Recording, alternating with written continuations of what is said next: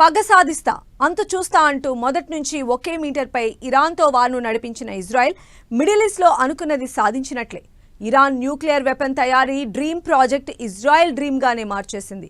అటు ప్రపంచ దేశాల మద్దతు లేకుండా చేసి ఇటు అణు కార్యక్రమ కేంద్రాలపై అటాక్స్ చేసి మరోపక్క న్యూక్లియర్ సైంటిస్టులను లేపేసి టార్గెట్ను రీచ్ అయిపోయింది ఇజ్రాయెల్. ఇస్లామిక్ దేశాల చేతిలో అణువాయుధాలు ప్రపంచానికి ప్రమాదమన్న పంతం పట్టిన ఇజ్రాయెల్ అమెరికా సాయంతో అనుకున్నది సాధించింది.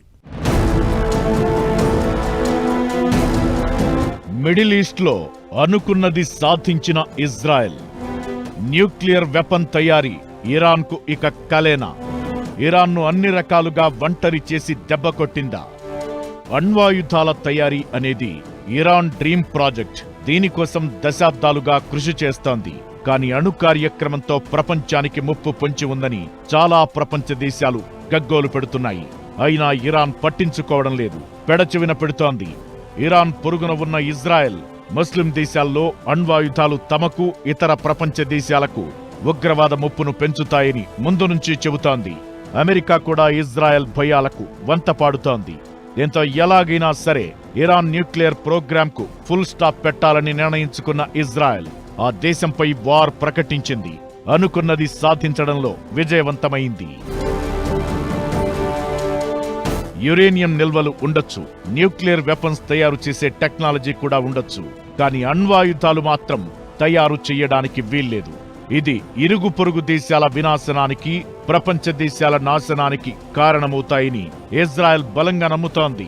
పైగా ప్రత్యర్థుల అణ్వాయుధాల తయారీ తమ ప్రాంత ఉనికే ప్రశ్నార్థకమవుతుందన్నది ఇజ్రాయెల్ ప్రధాన భయం.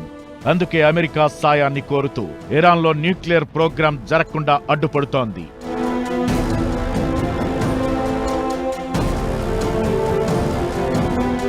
ఇరాన్ దగ్గర 60% శుద్ధి చేసిన యురేనియం ఉంది. అది 90% చేరితే అప్పుడు అణ్వాయుధాల కార్యక్రమానికి లైన్ క్లియర్ అయినట్లే.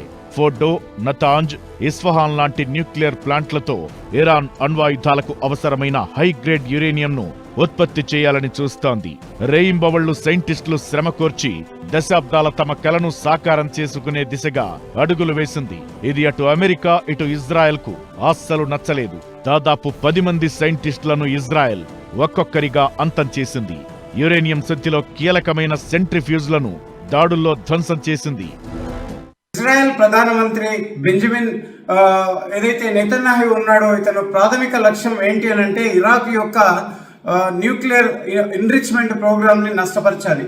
రేపు ఒకవేళ ఇరాన్ న్యూక్లియర్ వెపన్స్ తయారు చేసినట్టయితే వెస్ట్ ఏషియాకే కాదు, ఇజ్రాయెల్కే కాదు, అమెరికాకు కాదు, భారత్కి కూడా ఎఫెక్ట్ అయ్యేటటువంటి అవకాశం ఉంది. కనుక డెఫినెట్గా ఈ ప్రోగ్రామ్ని నాశనం చేయాలనుకొని అమెరికా సపోర్ట్తో ఆ యొక్క గోల్ని అతను ఛేదించగలిగాడు, సాధించగలిగాడు అనేది మనం చెప్పుకోవచ్చు.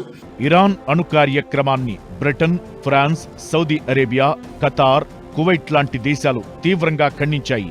దౌత్యపరమైన పరిష్కారాలను కోరాయి. కానీ ఇరాన్కు మద్దతివ్వలేదు.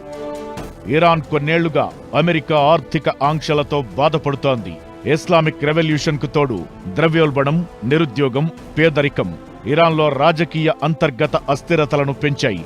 ఇన్ని ఇబ్బందుల్లోనూ ఇరాన్ అణ్వాయుధాల తయారీ కార్యక్రమాన్ని అతిపెద్ద లక్ష్యంగా పెట్టుకుంది. ఫోర్డో, నటాంజ్, ఇస్ఫహాన్ అణు స్థావరాలే కాకుండా కొన్ని రహస్య ప్రదేశాల్లో బంకర్లను నిర్మించుకుని అణ్వాయుధ ప్రయోగాలు కొనసాగిస్తోంది.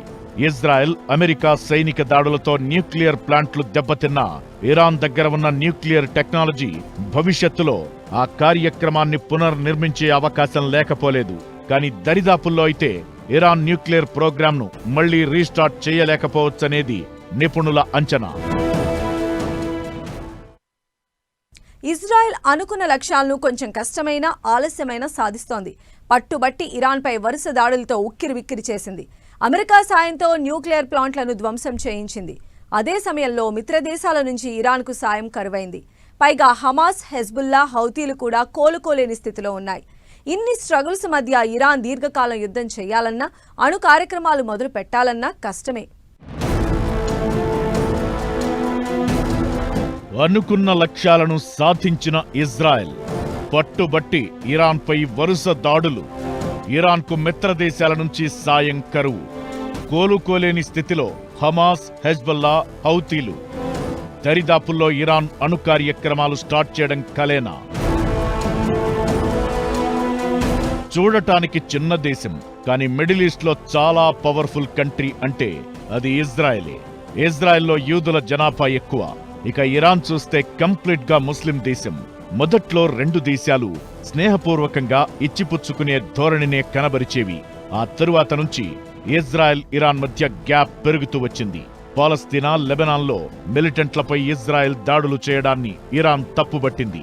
పాలస్తీనాతో యుద్ధంలో హమాస్, హెజ్బొల్లా, హౌతీలు ఇజ్రాయెల్ను నామరూపాలు లేకుండా చెయ్యాలనుకున్నాయి. కానీ తన దగ్గరున్న పటిష్టమైన సైనిక, సాంకేతిక నిఘా వ్యవస్థలతో ఇజ్రాయెల్ ప్రత్యర్థులను ధీటుగా ఎదుర్కొంటూ లెబనాన్, పాలస్తీనాల్లోని పలు ప్రాంతాలను ఆక్రమించుకుంది. ఇరాన్ దశాబ్దాలుగా యాక్సిస్ ఆఫ్ రెసిస్టెన్స్ అని పిలిచే హిజ్బుల్లా, హమాస్, హౌతీ, ఇరాక్లోని షియా మిలీషియాలతో ప్రాక్సీ నెట్వర్క్ ను నిర్మించుకుంది. ఆయా గ్రూపులకు ఆర్థిక, ఆయుధ సాయం చేస్తూ ఇజ్రాయెల్పై దాడులకు ఉసిగొల్పుతోంది. కానీ ఇజ్రాయెల్ ఈ గ్రూపులను మెల్లగా హతం చేస్తూ వస్తోంది. హెజ్బొల్లా, హసన్ నస్రల్లా లాంటి నేతల్ని కోల్పోవడం, క్షిపణి నిల్వలు నాశనం కావడంతో లెబనాన్లో పుంజుకోలేకపోయింది. 2023 అక్టోబర్లో హమాస్ తీవ్రంగా బలహీనపడింది. 2023 అక్టోబర్ నుంచి హమాస్ తీవ్రంగా బలహీనపడింది.